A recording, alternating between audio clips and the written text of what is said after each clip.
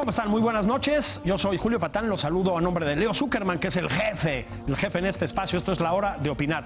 Hoy vamos a platicar con Aurora Cano, con Luis de Tavira, con mi querido amigo Nicolás Alvarado, sobre la obra La Fundamentalista. Es una puesta en escena que lleva, sí, yo creo que a cualquiera que la vea, que la lea, que la escuche, a profundas preguntas, a profundos cuestionamientos sobre sus, digamos, sus creencias más íntimas. Quédense aquí, vamos a hablar de teatro, La Fundamentalista. Les decíamos, esto es La Hora de Opinar, arrancamos.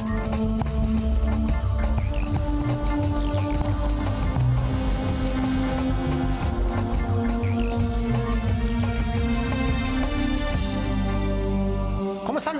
Muy buenas noches de viernes. A ver, después de 20 años, 2 décadas, que no son nada, 2 personas se reencuentran ahora con visiones diferentes de la religión. Su intento de comunicarse, como el de casi cualquiera, se dificulta cuando se confrontan por temas de fe, de política, de acoso. Asuntos muy de hoy, ¿no? Y de siempre. Bueno, estoy hablando de la obra de teatro La Fundamentalista, que está en el Salvador Novo, allá en el Centro Nacional de las Artes, y que, pues sí, nos hace reflexionar, entre otras cosas, sobre el extremismo religioso, sobre la vida espiritual, sobre las creencias personales. Yo diría que sobre el amor, sobre muchos asuntos más. Bueno, para hablar de esta obra hoy, casa llena. De izquierda a derecha, sin que esto tenga ningún significado de otro tipo. ¿Oh, sí? Sí. Aurora Cano, muy actriz y actuando en esta obra, efectivamente. Bienvenida, Aurora. Hola, Julio, ¿qué tal? Don Luis de Tavira, qué gusto, Luis. Qué gusto. Muy hombre de teatro, no hace falta decirlo, muy director, muy escritor y de un tiempito para acá, actor otra vez. Ahorita platicamos de eso. Bienvenido. Gracias. Y Nicolás Alvarado, productor. Con ese incipit pensé que me ibas a llevar a terapia de pareja contigo, Julio Patán. 2 personas se reencuentran después de 20 años. Después de 20 años. Con versiones encontradas Sí, del mundo. No, sí, yo produzco aquí, así es, junto el con señor Aurora productor. Cano, la obra de teatro, nomás a eso vengo. El señor productor. Sí, la otra conversación la vamos a tener después. Bueno, pues muy bienvenidos, muy bienvenidos. Gracias. Ahorita platicamos de largo. Voy a empezar contigo, Aurora. Okay. Aquí hay cosas que todavía respetamos. Ok. Te pusieron a actuar junto a don Luis de Tavira. Ajá. Luis de Tavira, ahorita vamos a platicar de esto, si me lo permites. Hombre, sabemos que es uno de los directores de teatro de este país. Y no solo de este país. Y de pronto se relanzó a actuar. Lo vimos hace poco freudianeando, digamos. Y ahora otra vez. ¿Y tú cómo te sentiste?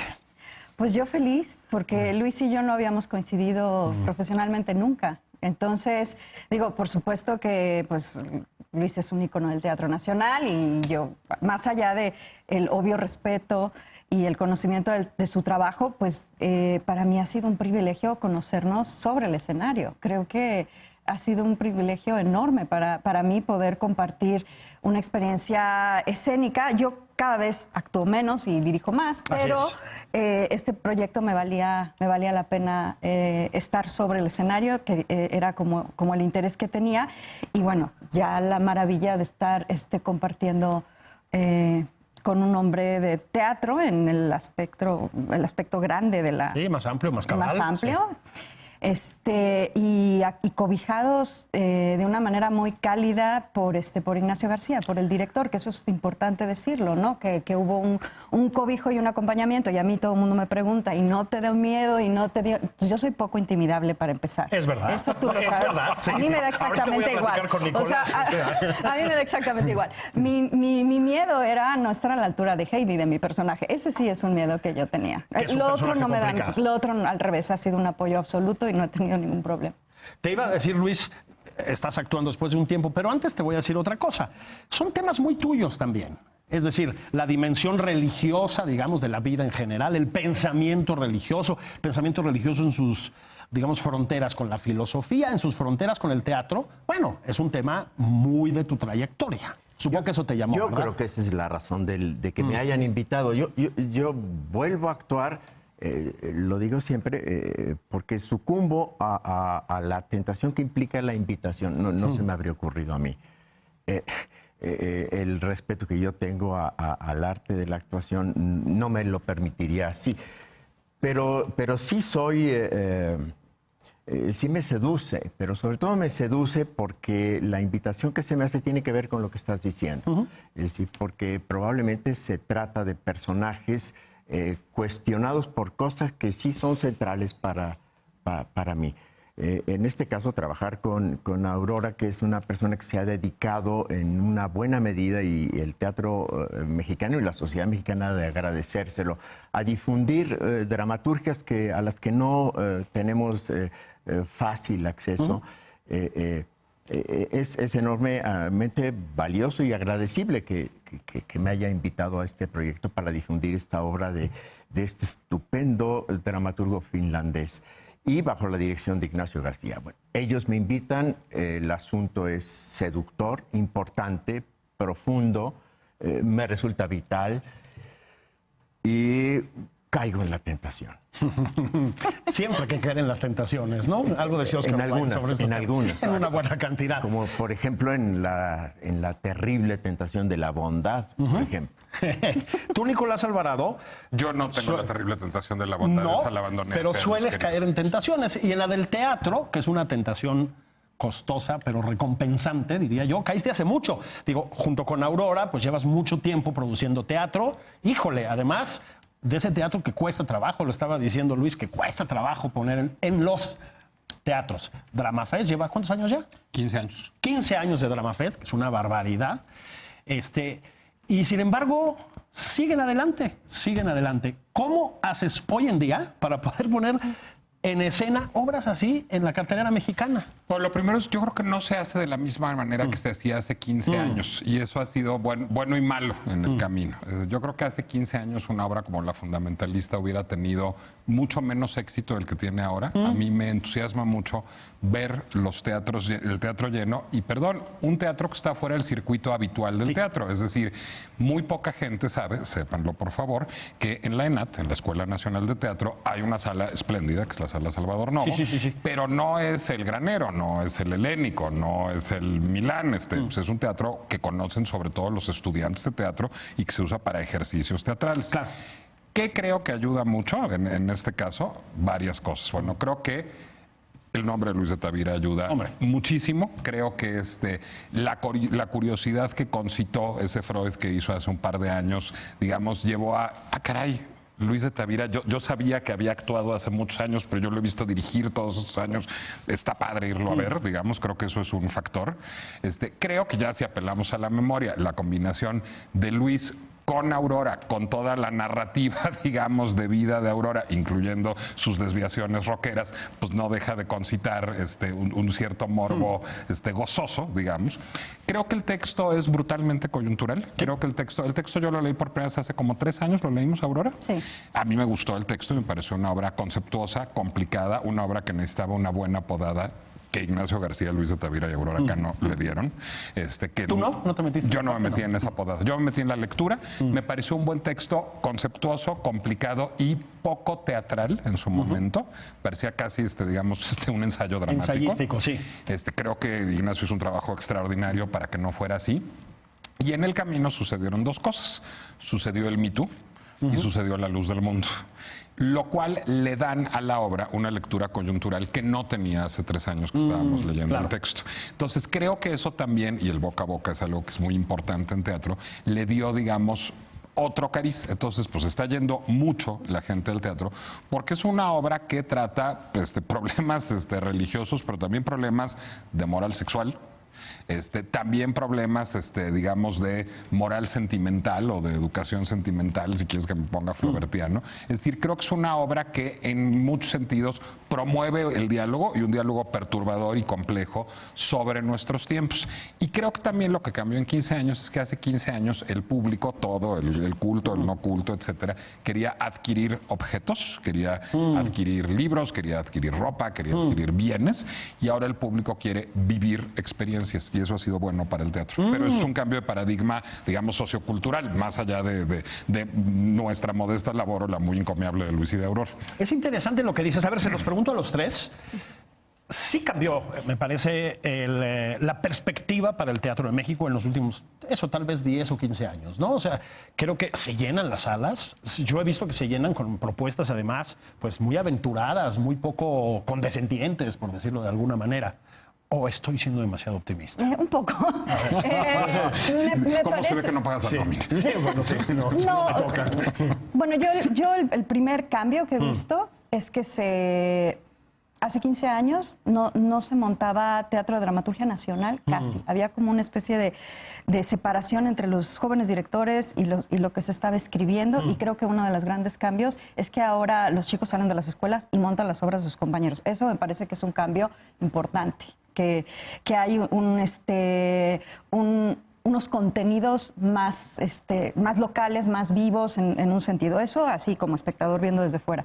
Otro tema es EFIARTES. Me parece importantísimo en el desarrollo del teatro.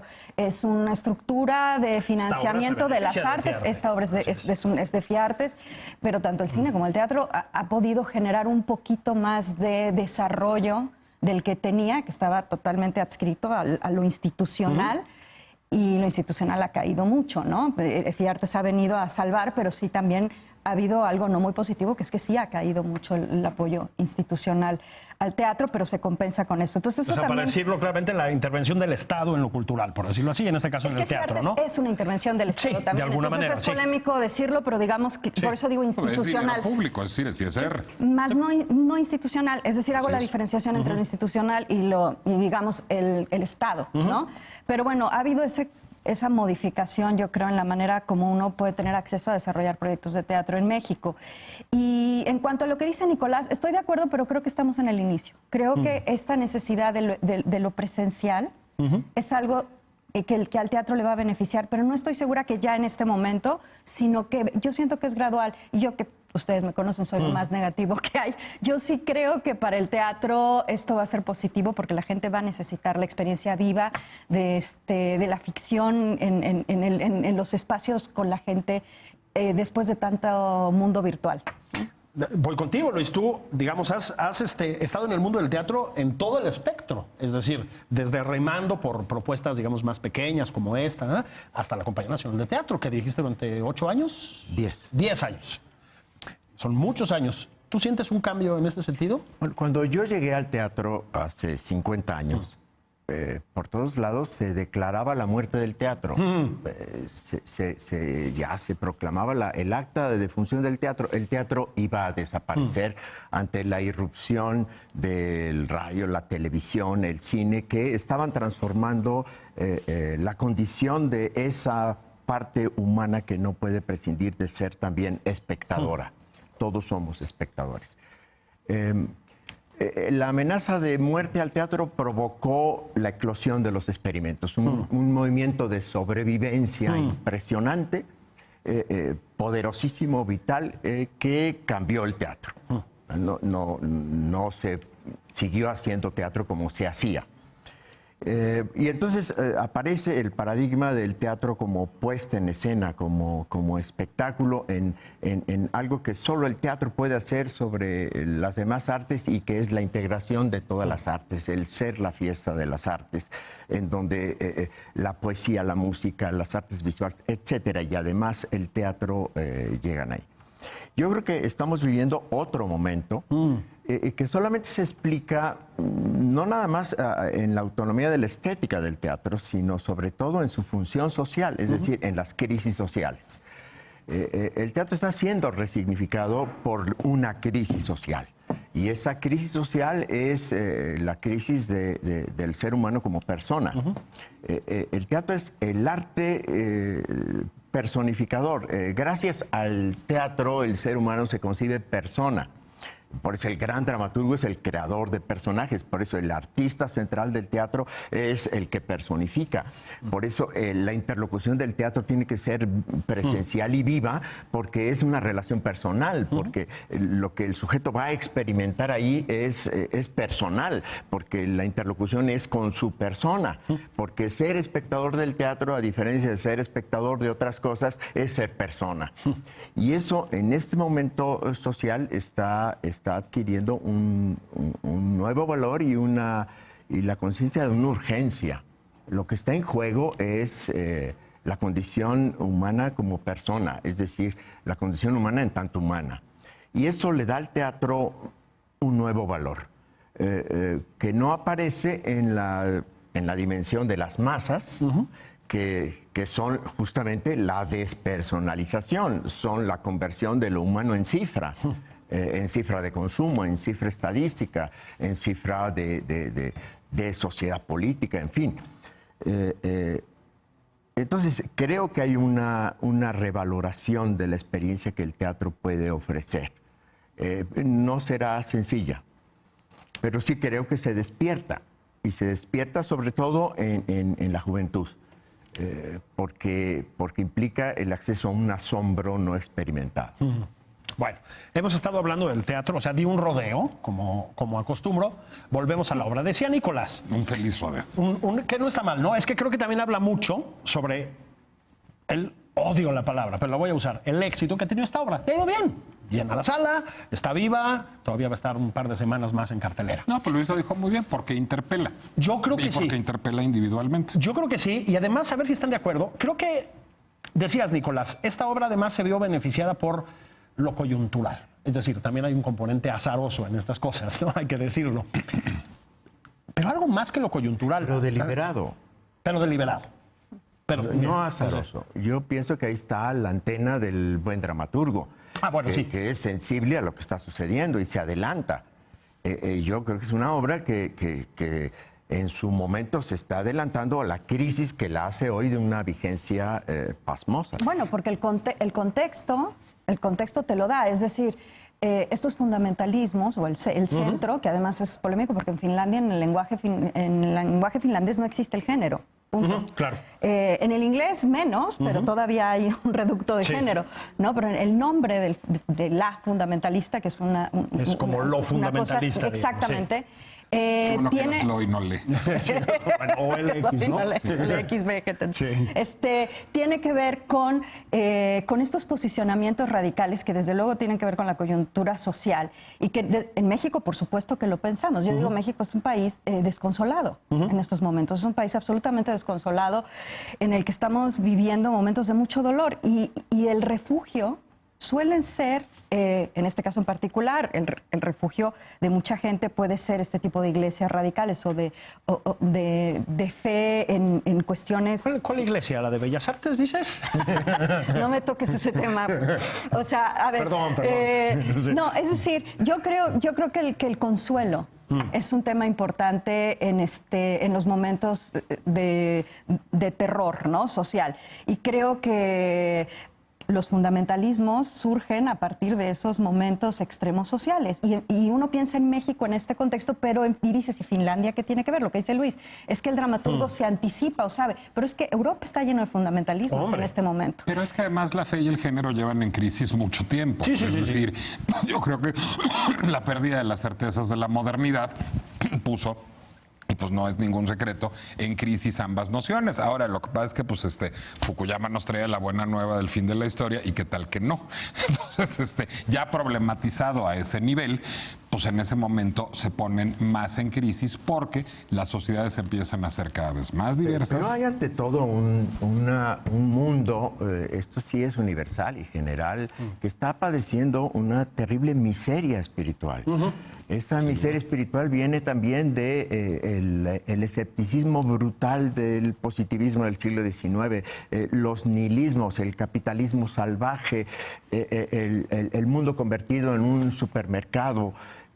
No, ya hizo crisis. Ahí está la crisis de la democracia liberal.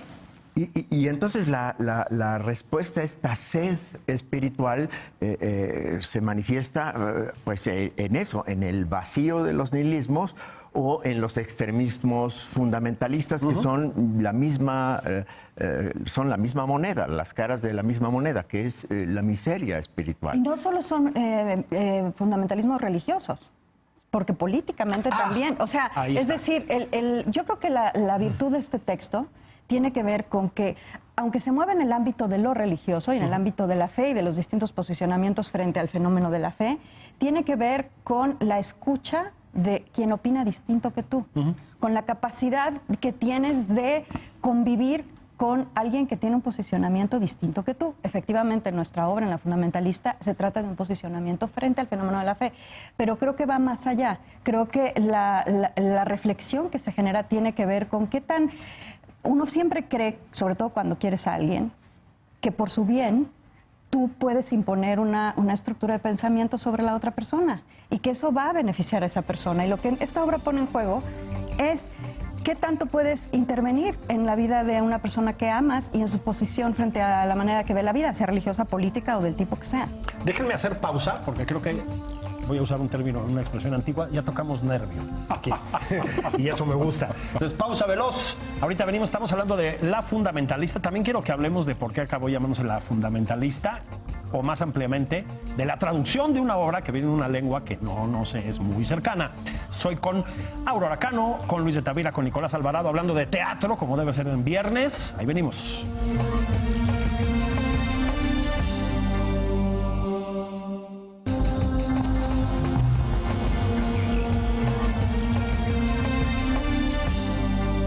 De regreso en La Hora de Opinar. Estoy platicando con Aurora Cano, con Luis de Tavira, con Nicolás Alvarado, de teatro, de La Fundamentalista. La Fundamentalista. Decías, Nicolás, hubo un trabajo muy importante sobre el texto. Es una obra, decías, muy conceptuosa, fue el término que usaste. En efecto, es una obra que tiene una carga casi ensayística, digamos. No debe haber sido fácil ponerla en escena. Pero más allá de eso, es una obra que viene de una lengua que no nos es nada afín, que es la lengua que hablan allá en Finlandia. No llegó ya traducida, como No, imaginas. claro, me imagino que sí. ¿Qué sabemos de la traducción? Ese es mi punto. Había un primer tema. No, traducirla como La Fundamentalista ya es una decisión. Sí. ¿No? Bueno, yo la traduje no del finlandés, del inglés. Sí. En la una leímos en inglés. primera, Sí. en una primera versión absolutamente literal y mecánica de traducción. Yo disiento un poco con que la obra es dramatúrgicamente tan conceptuosa. Lo es decir, sí tiene una carga discursiva importante, pero también tiene de base y de origen el texto, tiene los elementos dramáticos que a la hora de montarla se potencian y se convierten en teatro, ¿no? Luego hay textos que sí Pero padecen. había que sacarlos. Sí, pero es siempre. O sea, en el teatro siempre ese es el trabajo, Si ¿no? no es un Sacarlo. teatro de tesis, Sí. es un drama humano de personas Sí. que piensan y debaten sobre las ideas que son parte de lo que mueve la vida. Uno es el resultado de cómo piensa. Y volver a recordar que que la vida de uno es el fruto de su manera de pensar es creo que importante. Y dramático. Es importante y es dramático. Es decir, la lucha de una idea contra otra, más allá de ser conceptuoso, es un caldo de cultivo dramático importantísimo que la obra tenía desde el principio. Perdón, Nico, que te No, es irrumpí. justo, te iba a pasar el balón o a Luis para decirles, aunque yo no fui parte del trabajo de mesa, sé que el trabajo de mesa fue muy intenso y sé que los llevó a tener muchas discusiones filosóficas y teológicas. Es decir, me imagino que la obra fue enriquecida además por esas discusiones Muy y enriquecida. que eso redundó en modificaciones al texto. Bueno, eso lo he visto. Pues. Es que cuando un autor, por más bueno que sea, pues tampoco tiene una experiencia profunda teológica que en el caso de Luis sí tenía.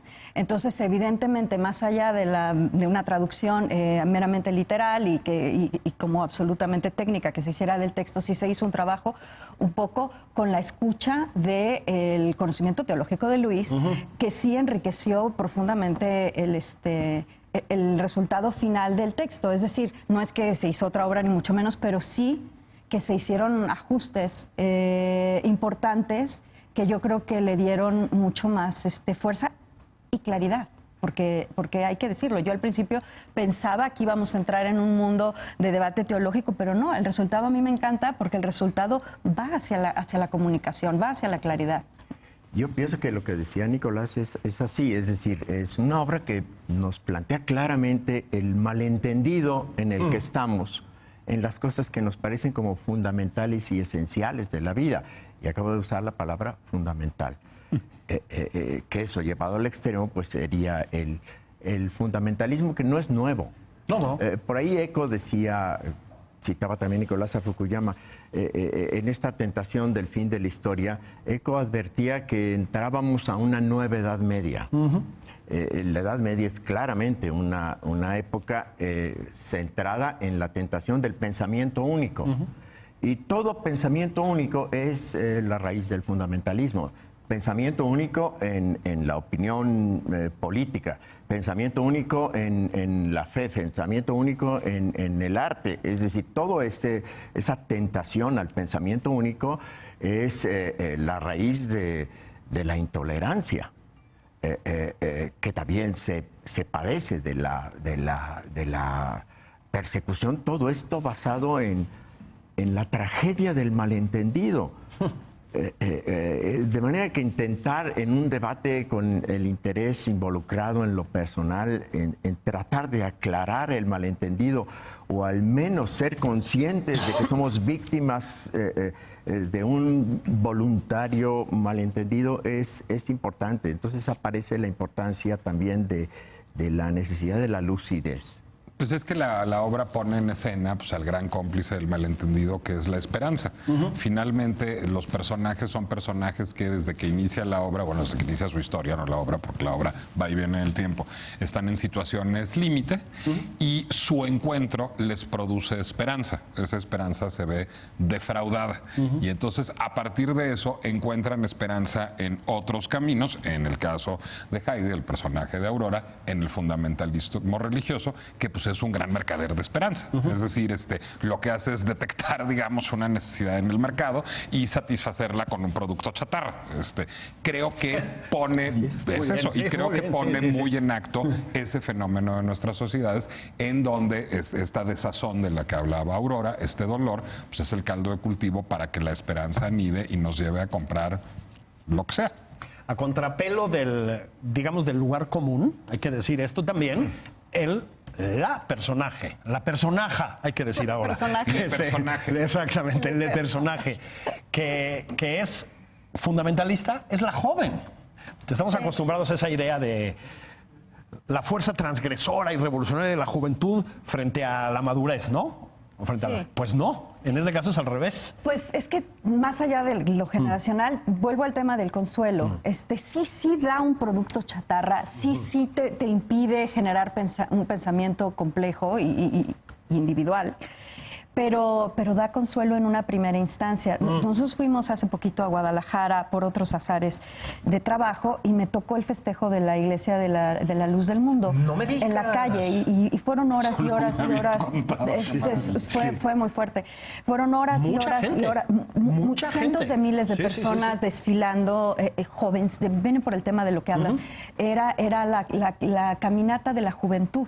Eran todos jóvenes, no había nadie que llegara a los 30 años y eran cientos de miles de personas. Entonces, yo hablé con alguna de las chicas, estaban felices. Entonces, a mí yo soy una... ¿Eufóricas? Pregunto. No eufóricas. No. Yo soy tampoco sé, pero estaban... yo soy una agnóstica rabiosa. No he encontrado la manera de apostarle el resto a nada. O sea, no hay manera, bueno, salvo el teatro, ¿no? Pero no hay nada. Y bueno, yo creo en la experiencia humana, pero no nada más allá. Entonces... pero lo que yo sí he aprendido con este montaje, porque yo desde luego que creo que cada personaje, cada montaje te abre un panorama y te hace ver el mundo desde otra manera, y creo que es la diversión, ¿no?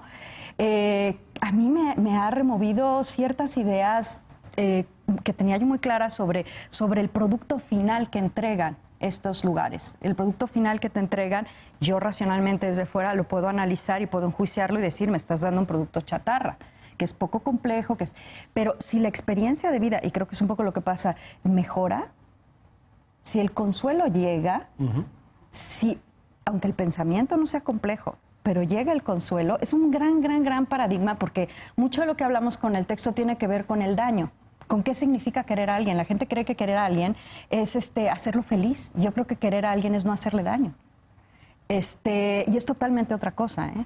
Entonces, como para mí el tema del daño es importante, yo pienso que quizá las iglesias oficiales y los sistemas políticos no han sabido dar ese consuelo, no han sabido mejorar la experiencia de vida de la gente.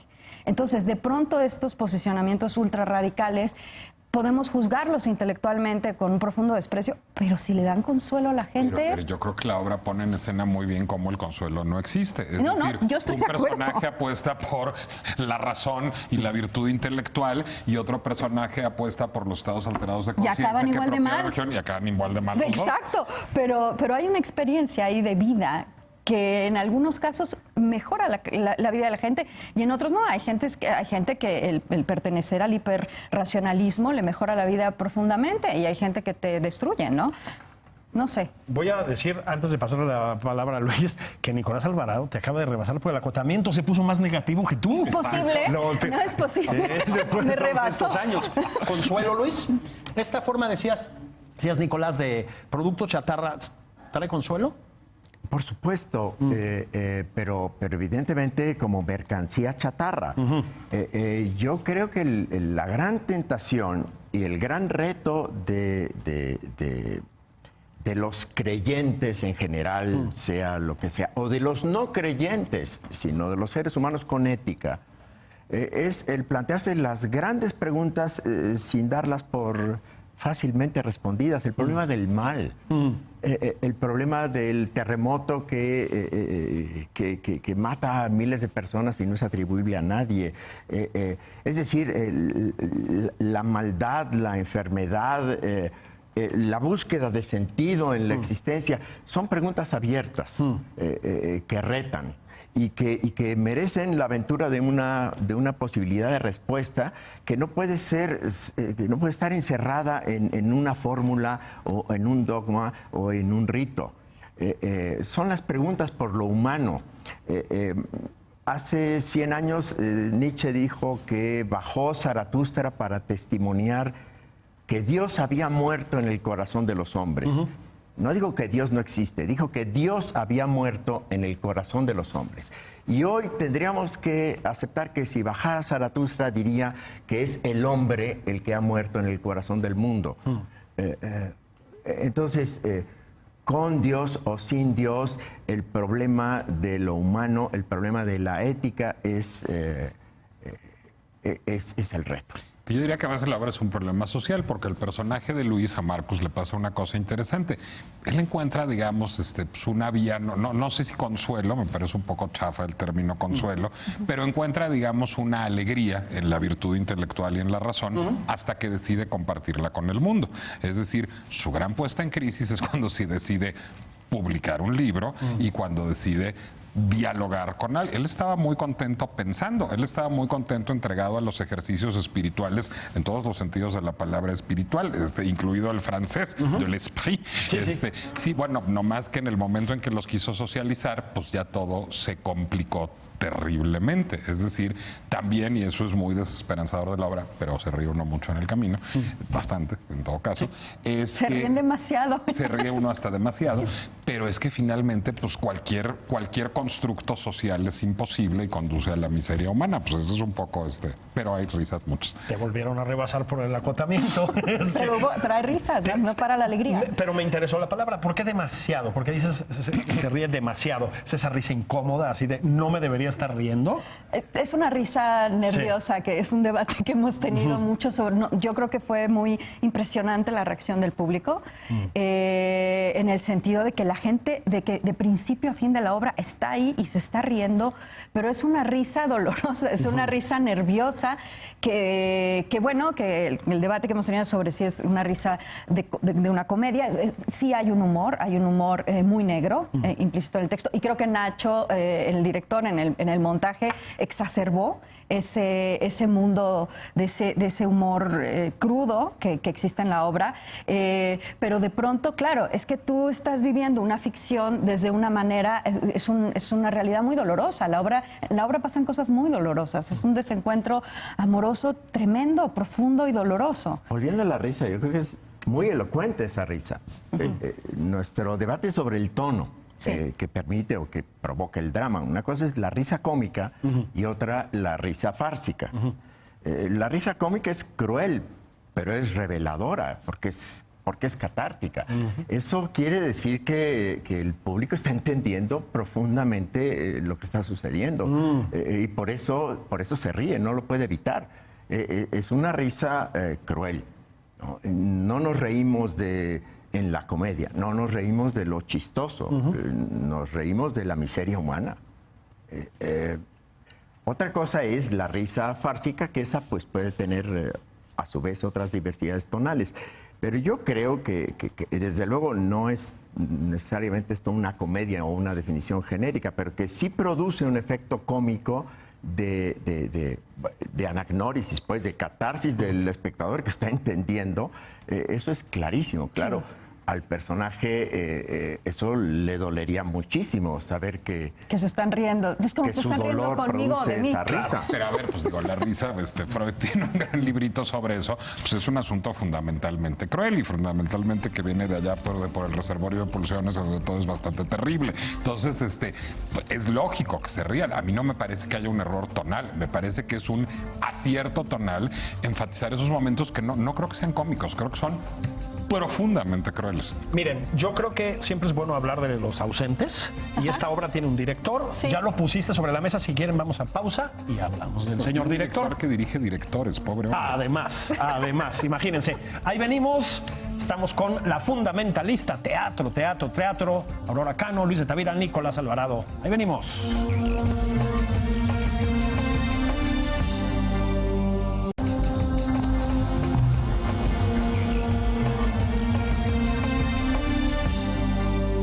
Estamos de regreso en la hora de opinar, estamos hablando de teatro, estamos hablando de La Fundamentalista y estamos hablando Aurora Cano, Luis de Tavira, Nicolás Alvarado y yo sobre estos asuntos. Y les decía, tenemos que hablar sobre los ausentes, aprovechando también que, pues, ya sabes, ¿no? Decía Ibargüengoitia, de la gente siempre hay que hablar mal a espaldas para evitar situaciones incómodas. Vamos a hablar mal de Leo Zuckerman en su propia casa. No, es ahorita que acabemos. Bueno. Nos vamos al Covadonga y lo platicamos. No, es absolutamente de broma. A ver, Nacho es un extraordinario director, a pesar de su ofensiva juventud, diría yo. Tiene una trayectoria muy larga, tiene una trayectoria además en 20 países, ha dirigido ópera, ha dirigido teatro y ahora, con una envidiable inconsciencia, se puso a dirigir a Luis de Tavira. ¿Y qué tal esa dirección? No, yo estoy profundamente agradecido con Ignacio. Yo lo que he hecho es aplicar en mí lo que yo siempre le he dicho a los actores, porque también soy maestro de actuación, y lo que les he dicho es, lo más sabio es dejarse dirigir, lo cual es un acto de tremenda confianza. Yo me he dejado dirigir con absoluta confianza en la visión, en el talento de Ignacio, y no he sido defraudado. Me siento profundamente agradecido. ¿Y tú? Esto tiene jiribilla, ¿eh? No, yo creo que Nacho, como director, una de las grandes virtudes que tiene, y lo decía yo al principio del programa, tiene que ver con el cobijo que genera para desarrollar los procesos. No es un director autoritario, impositivo, intimidante, es todo lo contrario. Es un director cálido, brillante, ¿no? Sí. Es un hombre brillante, pero se pone en función de las necesidades del actor. Entonces, yo he trabajado varias veces con él como director. Espero que no solo de las del actor, me daría muchísima angustia. Espero que sean de las del texto primero. Digo, si a ustedes les va bien, me dará mucho gusto. Se sobreentiende, pero estamos hablando en el trabajo entre director y actor. Es un director que no antepone un concepto de una manera, digamos, radical o violenta, como es bastante común, ¿no? Que el director llega con una idea de lo que quiere y va sobre, y que además debe tener una idea de lo que quiere, porque si no también es un horror. Pero me refiero, o sea, él tiene una idea de lo que quiere, pero tiene una manera muy generosa de trabajar. ¿Dialogante? Dialogante, sí firme, sí tiene sus posiciones sobre lo que quiere y lo que no quiere, pero de alguna manera es acompaña el proceso, es paciente, ¿no? También en los procesos no quiere los resultados, da la oportunidad de que desarrolles a los personajes. Entonces yo no puedo más que hablar como actriz, te estoy hablando, ¿no? O sea, la experiencia de director-actor para mí es donde yo me he sentido más amparada, ¿no? En el trabajo con diferentes directores, y no es una escucha intelectual, no es que vayamos a tener un debate intelectual, es una escucha más, tiene que ver con otro tipo de sensibilidad, que el trabajo del actor necesita esa paciencia, esa escucha, esa calidez, y Nacho la tiene. Entonces, además de que pueda ser extraordinario conceptualizando o pensando, y es un hombre pues culto, erudito, lo que tú quieras, pero tiene eso. Entonces es un gran complemento, yo creo. Tú tienes mucha confianza además en Nacho, lo hemos hablado 1000 veces, efectivamente es un director de gran talento. ¿Por qué? A ver, te voy a decir, como espectador y como espectador de muchos montajes de Luis de Tavira y de Aurora Cano y de Ignacio García. No estaba fácil, el universo de Luis es uno, muy particular, con unas reglas y una estética y una idea de mundo muy particular. El de Aurora es otro y el de Nacho es un tercero. Y los señores, además de actores, son directores, son creadores escénicos. Es decir, iba a ser un trabajo necesariamente difícil esa construcción para Ignacio, porque además, bueno, cuando menos Aurora sí es muy vocal en sus opiniones, digamos. Infiero que Luis también. Entonces, creo que hay un mérito absoluto en los actores de haberse disciplinado a la visión del director. Y creo que lo que hizo Nacho es lograr perseverar en su visión, pero encontrando un tono común. También Luis y Aurora vienen de tradiciones actorales muy distintas y no estaba fácil encontrar un tono común. Y sin traicionar a los personajes públicos que son Luis de Tavira y Aurora Cano. Es decir, yo reconozco el teatro de Luis de Tavira en la interpretación de Luis de Tavira en La Fundamentalista y reconozco el teatro y al personaje público Aurora Cano, incluido un interludio musical que tiene La Fundamentalista. Esa no la podía yo dejar de decir. El personaje construyó Ignacio. Creo que tomó el texto y tomó un librito que sabes que me gusta de Richard Dyer que se llama Las estrellas cinematográficas, pero aplica a las teatrales, la narrativa estelar de Luis y de Aurora, para construir unos personajes que viven en un universo perfectamente autocontenido y coherente. Pero hay un tema que yo sí quisiera señalar, aunque es verdad que nuestros universos teatrales son muy distintos, sí hay un tema común entre Luis y yo, que es que tenemos el mismo maestro. Eso es cierto. De actuación. Es muy importante, es muy importante. O sea, aunque como directores seamos totalmente distintos, la estética, los contenidos, lo que tú quieras decir. Y generacionalmente, pero en términos actorales yo creo que sí es importante. Incluso, aunque sea el mismo maestro, fue muy distinto el maestro que le tocó a él que el que me tocó a mí generacionalmente, pero es el mismo. Entonces, eso yo creo que sí es algo que te vincula. Diré también una cosa, yo he visto muchas obras de Luis, yo nunca había visto a Luis actuar, yo no vi ese frag, me quedé con las ganas, eran momentos complicados de mi vida y no pude ir a verlo, entonces para mí también fue una revelación muy gozosa. Bueno, dijimos al principio que íbamos a preguntarle a Luis cómo te había sentido, Luis, con esta vuelta a la actuación. Ya lo dijo Nicolás, estuviste con Freud, pero antes de esto me lo acabas de decir, antes de entrar al programa, ¿estuviste qué? ¿20 años sin actuar? ¿30 años? 30 años sin actuar. Bueno, yo tendría que decir que mi vida ha consistido en el privilegio de observar a los actores. A lo que yo me he dedicado es a ser el espectador del arte de la actuación. Toda mi vida, horas de vuelo concretas, cuantitativas y cualitativas de la vida, yo me he pasado mirando lo que sucede en la mente del actor. Esa es la pasión de mi vida, el gran privilegio que yo he recibido en la vida y que agradezco profundamente.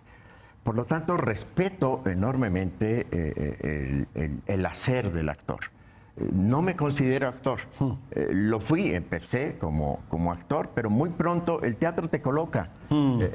Uno cree que uno elige, no, es el teatro te pone en tu lugar. Literalmente eso, literalmente te pone en tu lugar, ¿no? Te pone en tu lugar, sí. Y mi lugar ha sido, por más que el teatro es una acción integradora, integral de muchas disciplinas, pero lo mío ha sido la dirección de escena y la dirección de actores. De pronto la experiencia de ponerme del otro lado ha sido sacudidora. Es decir, no es que yo no conozca el mundo del quehacer del actor, pero no se ve igual. Entonces, para mí ha sido una experiencia de aprendizaje apasionante vivir las cosas desde el actor. Liberador, en cierto sentido, liberarte de la otra parte del trabajo teatral. ¿Te hizo sentir enriquecedor? Enriquecedor. No pienso en la contaminación de los planos. Yo no podría hacer lo que hacía también Gurrola, que se dirigía a sí mismo. Sí. No, yo no me dirigiría a mí mismo. ¿No te dirigirías a ti mismo? No, yo pienso que son perspectivas completamente distintas. horizontes completamente distintos y sería un error, pienso, confundirlas. Es decir, tanto el director que quisiera estar actuando por los actores como el actor que se autodirige. Desde mi punto de vista, no me parece que eso funcione. Al menos en teatro, en cine debe ser más fácil, ¿no? Pienso en Chaplin o pienso en Orson Welles o en Jim Kelly. Hay posibilidad de verse. Claro, pero el fenómeno no está tanto en el proceso del actor, pero sí, es distinto Sí, pues porque el hay cine una se distancia y construye en el teatro la es... edición. El La teatro es moviola. ahí mismo, en el corriendo, ¿no? Pero bueno, es muy gozoso a estas alturas, después de tantos años de observar la actuación, padecerla. ya ves, lo logramos. Me rebasó a mí por el acotamiento. Sí, te rebasó a ti por el acotamiento. Yo creo que hay que hacer la publicidad bien hecha, siempre en estos casos. ¿Hasta cuándo? ¿En dónde? ¿Cuánto cuesta? ¿Qué días? ¿A qué horas? Todo lo demás. Bueno, estamos en el Teatro Salvador Novo, que como ya dijo Nicolás, es parte de la Escuela de Arte Teatral, en el CENAR, que es el Centro de Artes que está en Churubusco y en Tlalpan. ¿Puedo decir algo para los que no son espectadores asiduos de teatro? En el Chocorrol. O sea, ustedes han visto ese edificio que está en la esquina de Tlalpan y Churubusco, al que le dicen el Chocorrol, ahí, Metro General Anaya. Perdón, Bueno, por eso, lo bien, prosaico. O Ermita, sí, O Ermita, entre sí. General Anaya y Ermita. Y pues vamos a estar nada más esta semana y la que viene. Es una temporada cortísima de miércoles a domingos, miércoles, jueves y viernes a las 8, sábados a las 7, domingos a las 6. Terminamos el domingo 29 de septiembre, o sea, terminamos con el mes. Solo es el mes de septiembre y el costo es de 150 pesos. Hay Nada. descuentos para todo modo. Como los teatros públicos son muy accesibles intencionalmente, son muy accesibles a que venga la mayor cantidad de gente posible. Y pues nada, estaremos ahí con todos estos cuestionamientos para compartir. Lleguen temprano al edificio, más allá de que le digan el Chocorrol, es de Enrique Norton y es un edificio interesante, ¿verdad? Sí, cómo no. Darse una vuelta. Sí, cómo no. Es parte de la arquitectura cultural mexicana, digamos. Aparte, entiendo que la obra se va de paseo, ¿verdad? Después. Sí. Así ¿Sí? es. Nos vamos de paseo, vamos a Mérida 5 y 6 de octubre, vamos a León, Guanajuato el 25 y a San Luis Potosí el 27. Y luego vamos a Guadalajara durante la FIL. Vamos la primera No me semana. digas. Vamos a estar ahí en el Centro de Artes Escénicas. Ah, ok. Ajá. No, es que resultó que tanto Aurora como Luis tienen participaciones en la fila, entonces pues aprovecharon ya que iban a andar por allá. Ah, pues yo también. No, pues yo también. Podemos irnos a comer en Guadalajara y etcétera. Nos echaremos unos tequilas. ¿Ya bebes tequila, Nicolás? Pues en Guadalajara. Es una maravilla este hombre. Aurora Cano. Querido Julio. Eres muy amable. Qué No, bueno verte por gracias. aquí. Querido Luis. Julio, Qué bueno verte. Querido Nicolás. Julio, querido, que se repita más o menos. Ha sido francamente freudiano. ¿Me puedes decir Carlos otra vez si quieres? Además, cuando te despidas de mí. Eres tú, Carlos. No hay ningún tipo de problema. Me puedes Ya decir ven. Enrique si quieres. Claro. Oigan, aquí la dejamos por hoy. Estuvimos hablando muy rico de teatro y de varias cosas más, ¿eh? Incluso nos faltó invadir un poco el terreno político, pero ya estuvo con eso, ¿no? Muchas gracias. ¿Para qué quieres? No, ya estuvo. No, es que, a ver, lo dijo también Luis, hay en todo esto estábamos hablando de la fe, de los fundamentalismos. A ver, entender el escenario político hoy en día sin entender los fundamentalismos religiosos, a mí me parece imposible, ¿eh? Y los no Imposible. religiosos también, ¿eh? Y los no religiosos también. Pórtate bien. Pórtate bien, Pero Julio. ya voy a terminar. Gracias por haber estado aquí. Esta fue la hora de opinar. Soy Julio Patán, a nombre de Leo Zuckerman. Abrazote. 10 de la noche, como siempre. Yo espero que ya esté por aquí Leo de vuelta. Un gran abrazo. Muchas a Leo gracias. Zuckerman. Sí. abrazo. Gran amigo, hombre. Queridísimo amigo. Muchas gracias.